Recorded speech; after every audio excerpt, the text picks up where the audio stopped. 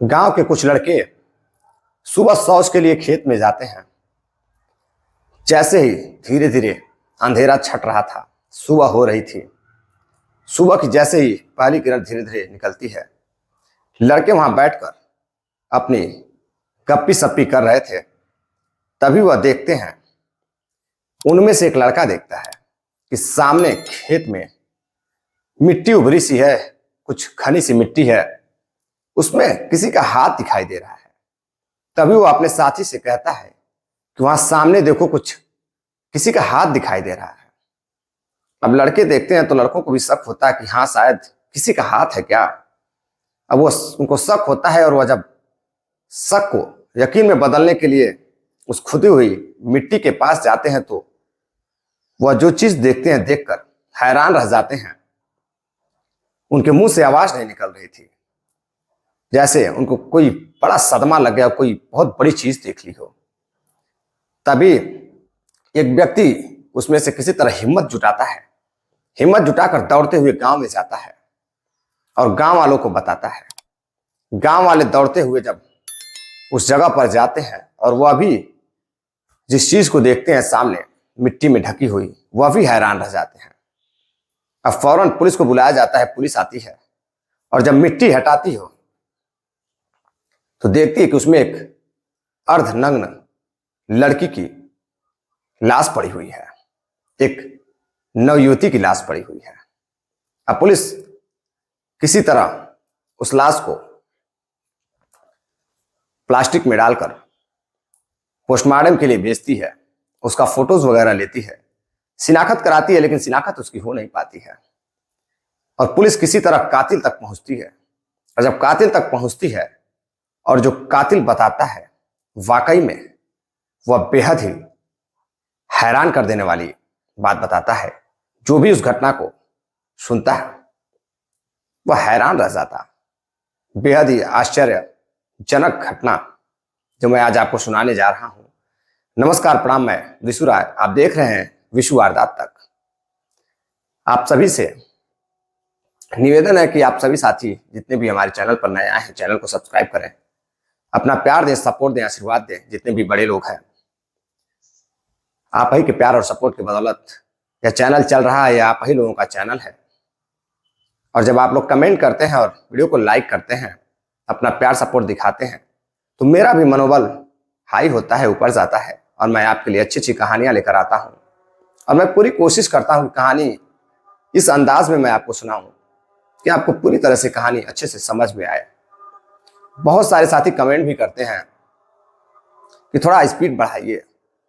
दरअसल एक कहानी है, स्टोरी है, बहुत ज्यादा स्पीड बढ़ाएंगे तो भी कहानी हो सकता है समझ में ना आए। अब सबका अपना अपना अंदाज होता है। कोई काफी स्लो बोलता है तो काफी, कोई मीडियम में चलता है तो काफी, कोई किसी की स्पीड 5G वाली होती है। तो आप लोग सपोर्ट करते रहिए, प्यार दिखाइए। आते हैं आज की घटना पर। आज की सच्ची घटना जो मैं आपको सुनाने जा रहा हूं, यह सच्ची घटना राजस्थान के जयपुर की है। जयपुर के पास एक थाना लगता है, तुंगा थाना। तुंगा थाना इलाके के एक गांव में कुछ व्यक्ति जब शौच करने के लिए जाते हैं और जैसे ही करीब 5 बजे सुबह का समय रहता है, हल्का हल्का अंधेरा रहता है, वो जब शौच करके बैठते हैं, अपने में गप्पी सप्पी करते रहते हैं, मौज मस्ती करते हैं, धीरे धीरे अंधेरा छटने लगता है। और यह जो मैं बात आपको, जो ये तारीख है जिस दिन यह घटना हुई थी, 21 दिसंबर 2022 की सुबह। अब लड़के देखते हैं कि सामने कुछ मिट्टी खुदी हुई है, वहां से किसी लड़की का या लड़के का किसी का हाथ दिखाई दे रहा है, किसी इंसान का हाथ दिखाई दे रहा है। अब दूरी काफी रहती है तो लड़कों को शक होता है। उसमें से 2 लड़का देखने के लिए जाता है।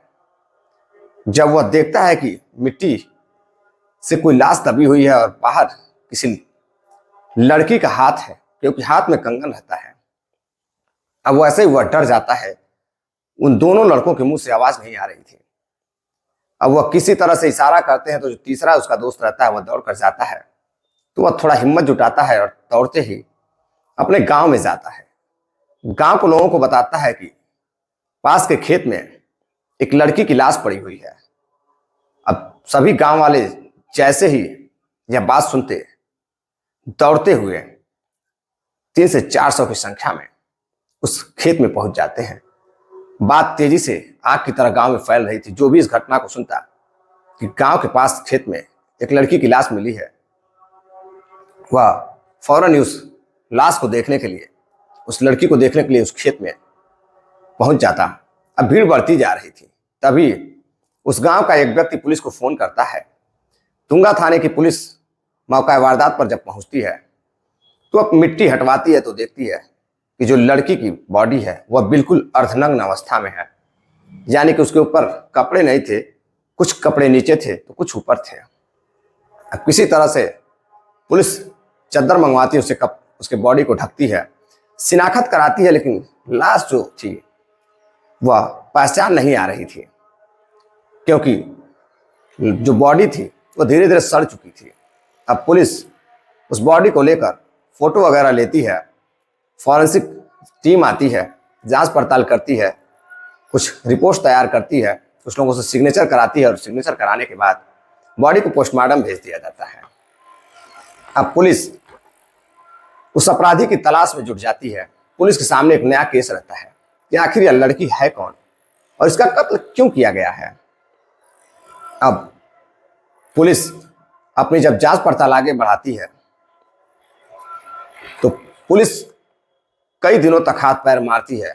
पुलिस के हाथ पांव फूल जाते हैं, लेकिन उस लड़की का पता नहीं चलता है। अब पुलिस सोशल मीडिया के माध्यम से उस लड़की की फोटो इधर उधर शेयर करती है। तभी पुलिस को पता चलता है कि यह लड़की पास के ही एक गांव की रहने वाली है। अब पुलिस को जब यह बात पता चलती है कि पास के ही गांव की रहने वाली होती है तो पुलिस अपनी कार्रवाई आगे बढ़ाती है। उस लड़की की फोटोज वगैरह लेकर पास के गांव में पहुंचती है तो पता चलता है कि जो लड़की है वह उसी गांव की रहने वाली है। एक आदमी, गांव का सम्मानित व्यक्ति जिसका नाम सोहन रहता है, सोहन के ही वह लड़की है। जब पुलिस उससे पूछताछ करती है तो सोहन बताता है कि मेरी लड़की तो अपने ससुराल गई हुई है, वह ससुराल में है। यह मेरी लड़की की लाश कैसे हो सकती है? दरअसल लाश पहचानने में काफी मुश्किल आ रही थी, लेकिन उसके कंगन और कई चीजें ऐसी थी जो गवाही दे रही थी कि अब बॉडी उसी की है। अब फौरन वो अपने बेटी के ससुराल फोन करता है तो पता चलता है कि वो तो यहाँ आई ही नहीं है। अब पिता हैरान रहता है सोहन की, आखिर मेरी बेटी की लाश इस खेत में गांव से दूर कैसे मिल सकती है। अब उनको जब पता चलता है कि अब मेरी ही बेटी की लाश है, बॉडी है, तो अब घर में चीख पुकार, रोना गाना, घर में मातम छा जाता है। ससुराल वालों को पता चलता है कि उनकी बहू कि किसी ने कत्ल कर दिया है, उसकी लाश मिली है, तो उसके घर में भी रोना धोना शुरू हो जाता है। सास ससुर जो उसका पति रहता है वो सभी फौरन ही उस थाने पर पहुंचते हैं। थाने पर जाने के बाद कुछ कार्रवाई होती है, उसके बाद वह फौरन ही पोस्टमार्टम ऑफिस पहुंचते हैं। पोस्टमार्टम लड़की का जब हो जाता है तो जो उसकी बॉडी होती है, डेड बॉडी, पुलिस सौंप देती है परिवारजनों को। परिवारजन ले जाकर उसका अंतिम संस्कार करते हैं। कुछ ही घंटों बाद जब उसकी पोस्टमार्टम रिपोर्ट आती है तो पता चलता है कि लड़की का गला दबा करके हत्या किया गया है और उससे पहले उसके साथ शारीरिक शोषण किया गया है, यानी कि बलात्कार किया गया है। अब यह बात सुनकर एक पिता और ससुराल वाले, लड़की के पिता और ससुराल वाले पति बेहद हैरान थे कि आखिर लड़की ससुराल गई थी तो ऐसा कैसे हो सकता है। अब पुलिस जांच पड़ताल में जुटती है। दरअसल जो लड़की रहती है वह, उनका नाम शालिनी रहता है और शालिनी बेहद ही खूबसूरत रहती है।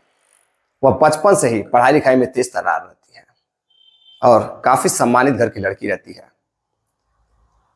वह 12वीं पास करके बीएससी की पढ़ाई कर रही थी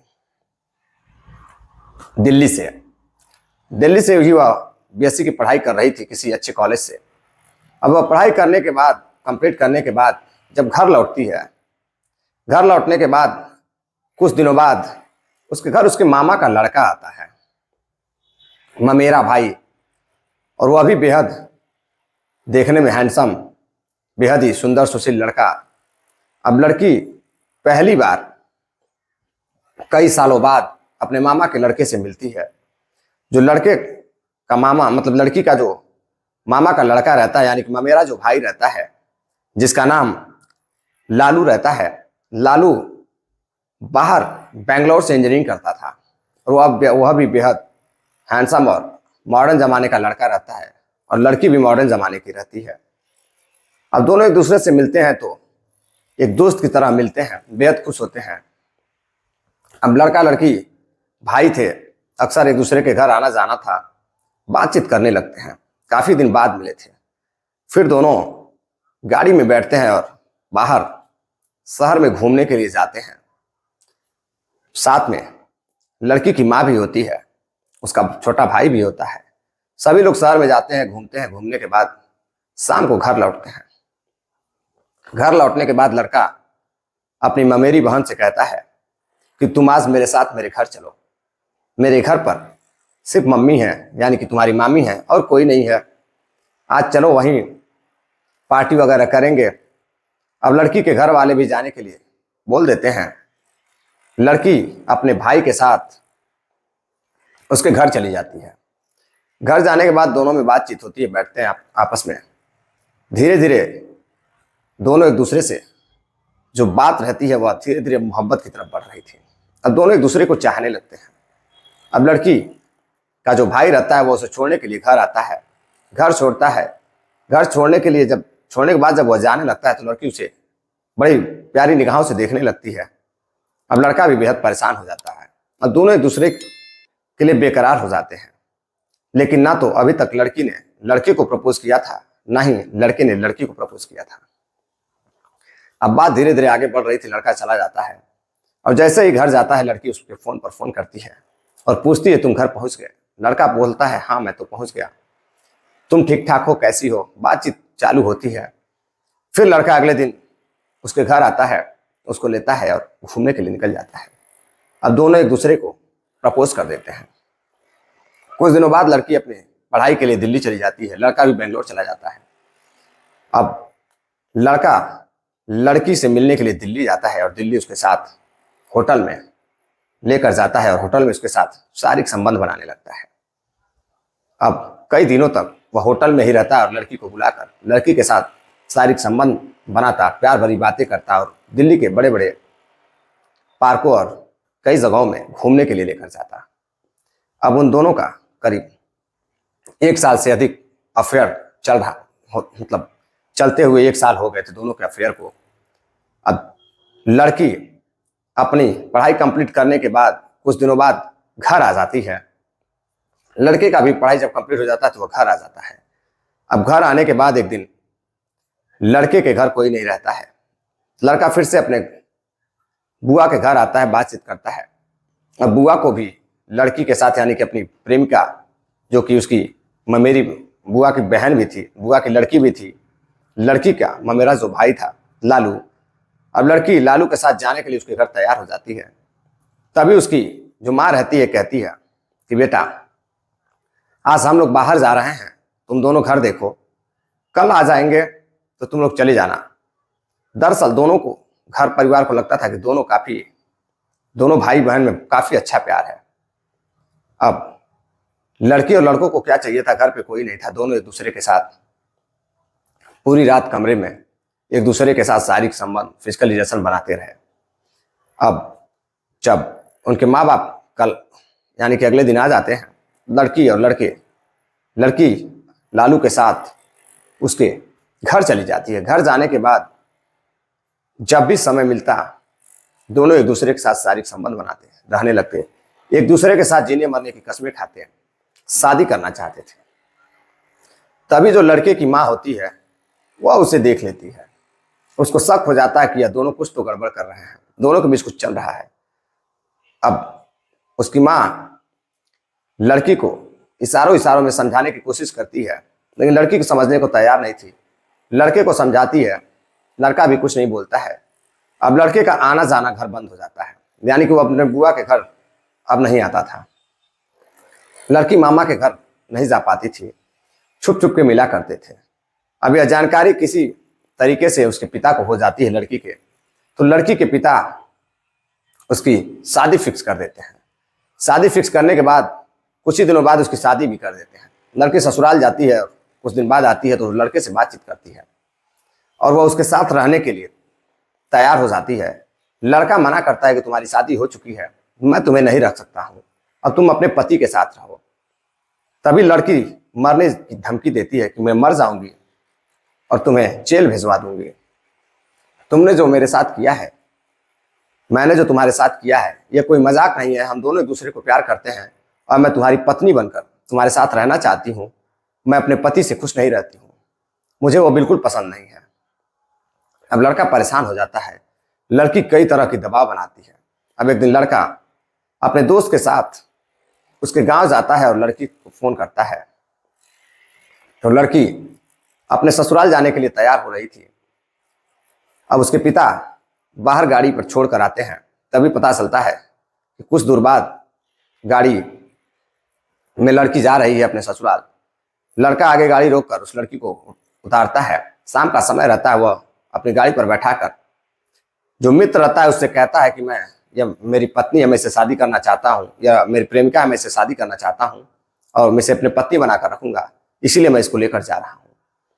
अब वह लेकर जाता है अपने दोस्त को, उसके गांव छोड़ता है और लड़की को लेकर अपने गांव लेकर जाता है। गांव ले जाने के बाद उसके साथ अपने ही खेत में संबंध बनाता है। संबंध बनाने के बाद उसका कत्ल कर देता है, गला दबाकर कत्ल कर देता है और उसकी लाश को उसी खेत में दफना देता है। दफनाने के बाद लड़की अपने घर से गई थी तो उसके पास 3 केजी चांदी और लगभग 3 तोला सोना और कई हजार रुपए भी थे, जो लड़का लेकर भाग जाता है। अब पुलिस लड़की की कॉल डिटेल्स निकालती है तो पता चलता है कि अम्मा मेरे भाई से उस दिन उसकी बात हुई थी और कई बार बात उसकी हुई थी। अब पुलिस शक के आधार पर ममेरे भाई को गिरफ्तार करती है और जब ममेरे भाई से पूछताछ करती है तो जो ममेरा भाई रहता है लालू, वह सारी बात उगिल देता है। यानी कि पुलिस को अब वह टूट जाता है और पुलिस को सारी बात बताने लगता है। वह बताता है कि वह मुझे परेशान करती थी, हम दोनों का संबंध 3 सालों से अधिक है और इस कदर परेशान करती थी कि अब मैं अपनी ही बुआ के लड़की से शादी नहीं करना चाहता था और जब उसकी शादी हो चुकी थी फिर भी वह मुझे परेशान करती थी। इसलिए परेशान होकर के मैंने उसे एक दिन धोखे से बुलाकर उसके साथ संबंध बनाया और फिर उसका कत्ल कर दिया।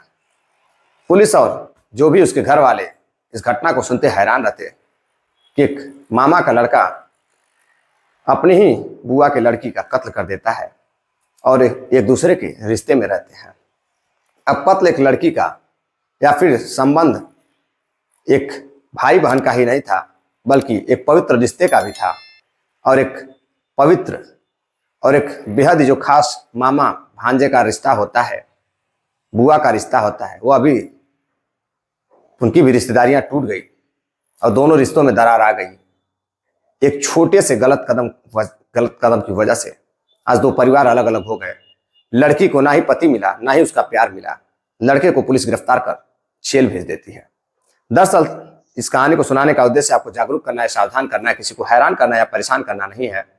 चलते चलते कुछ साथियों ने कमेंट किया है, जिसमें सुबोध कुमार जी हैं, सिलीगुड़ी बीएसएफ से हैं, जया वाधवानी जी हैं, अनिल सालुंखे जी महाराष्ट्र से हैं, साहिल खान हैं बिहार से। आप सभी का बहुत बहुत धन्यवाद जो आप लोग इतना प्यार सपोर्ट देते हैं। उम्मीद है कहानी पसंद आई होगी। अगर कहानी पसंद आई होगी तो आप सभी साथी प्यार दें, सपोर्ट दें, चैनल को सब्सक्राइब करें, वीडियो को शेयर करें। मिलते हैं एक और नई कहानी के साथ, तब तक के लिए इजाजत दीजिए। जय हिंद, नमस्कार।